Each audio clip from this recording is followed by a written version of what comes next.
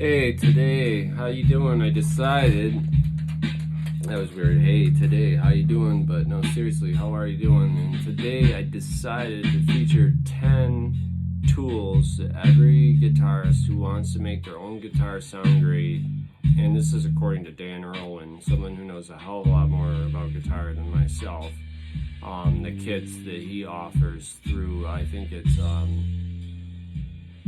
not Sam Ash. He's in my my subscription list, Dan Irwin, and he does these amazing tutorials about like really nice kits you can buy completely made. And I just built my own though for cheap from Harbor Freight, and I have like 10 essential tools that I think every guitar player needs. It's just it's an unavoidable thing eventually, unless you want to spend a fortune and just going to have these put on your guitar. And yesterday I made a video why I only have 5 guitars. It's because I'm constantly stringing, tuning, oiling, and sometimes I even have to use gun oil. I mean, it works sometimes on a frozen pot. I don't know, it's not the best, but it does work in a pinch. I have that really expensive spray to clean electrical contacts that people use on mixing boards, and that stuff is $53 a can. So I use that to clean pots sparingly.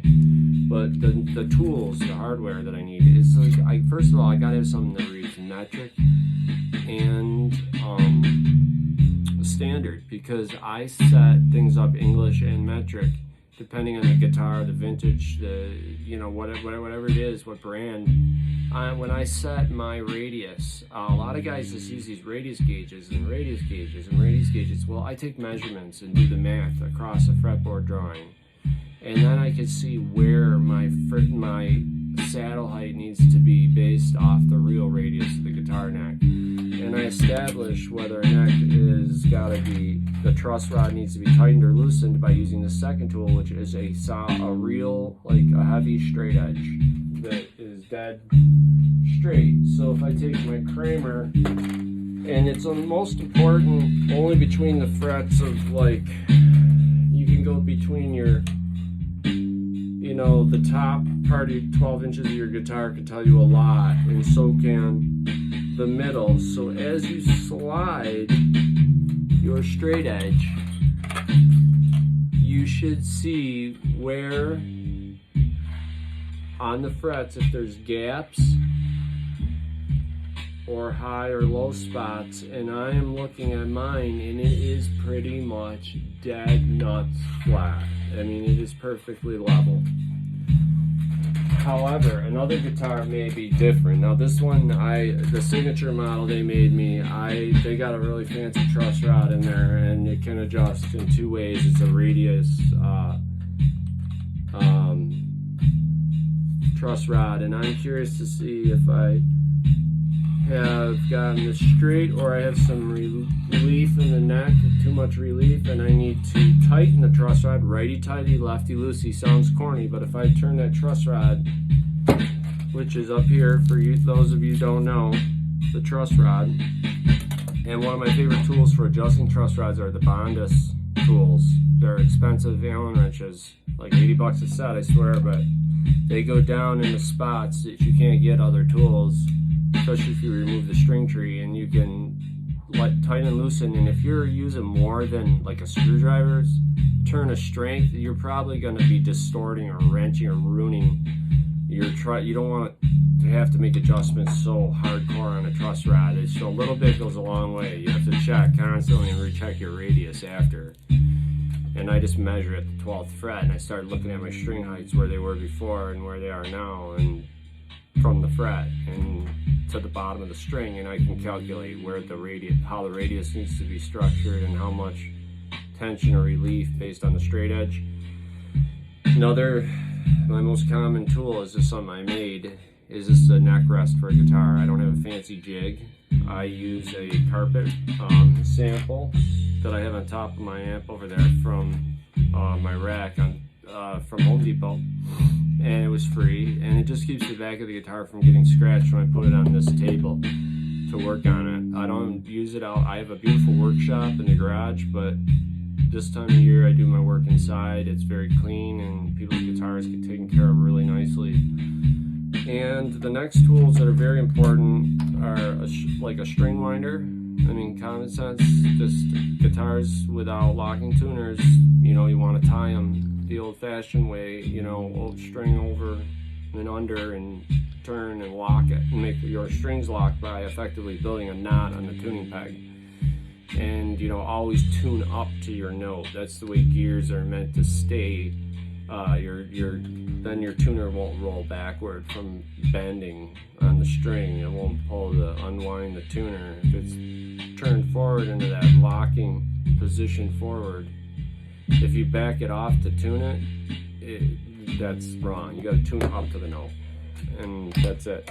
And then here, of course, side cutters and dikes are great to have. It's the official name of the tool. Very handy for everything from stripping wire to, I do everything with those, rewiring, everything.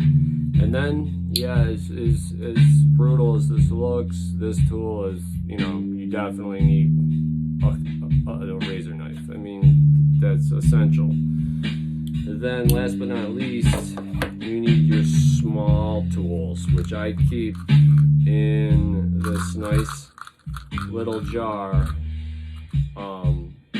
And I have the Allen wrenches, you know, the 3mm for locking nuts on White Rose systems. I have all the size Allen wrenches you need to adjust the saddles, which I use Graphtec saddles and hip shot bridges on my signature model, and to adjust those heights I need to put this Allen wrench in and make my adjustments on those saddles for radius. And I'll tell you, hip shot, I mean, it's just such a basic Fender kind of design, just reinforced and machined out of I think it's 6061 T6 aluminum or 7000 series aluminum, and then anodized black. And it uses actual steel, really nice hardened steel rounded saddles, so the string bend is not so drastic that it's going to cause these strings to break easily. So you can use Graphtec saddles on a Fender guitar. Always Graphtec saddles, because they mitigate the wear and tear of the string moving on that saddle over time, and that's a big breakage point on a lot of guys' guitars. Like, I mean, you see the guys with the old Fender bridges on their guitars, and they're absolutely fine to use. You just have to be vigilant with them, because they loosen up and the saddles drop, and your action is constantly fluctuating.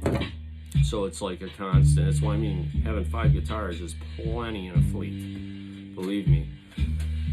So those are 10 essential tools, and the list goes on. I'll just show you some other bonus things. A pair of needle nose, so that's 11. Of course, an adjustable wrench, and one of my favorites, these are time savers, a nice Y wrench, which I've also been able to configure into a radius tool. Believe it or not, I've made that work as a radius tool, and it all comes down to math. I use one of these, the covers for the back of the you know, the swimming pool style routed out Fenders. I put these under Floyd Rose bridges when I work on them, so the springs don't go crazy and everything fall apart and grenade on me. And then I just have some stuff that's like really starts to get more like make my life easier, and it'd be like the teeniest channel locks they made. And then of course just a simple tape measure to measure scale of the neck. See if you're dealing with a 27.5-inch scale, like 8-string, you're gonna want to, you know, get the right string gauge for the person if they didn't give you strings with it that they like. And an old toothbrush. Man, don't throw away a good old toothbrush, lightly used one, just maybe fell on the ground, you didn't want it anymore. Save that, man. You can get in between, you can get into the frets and clean them, polish them, and remove all the sludge next to them, and without pushing it down in there with a ton of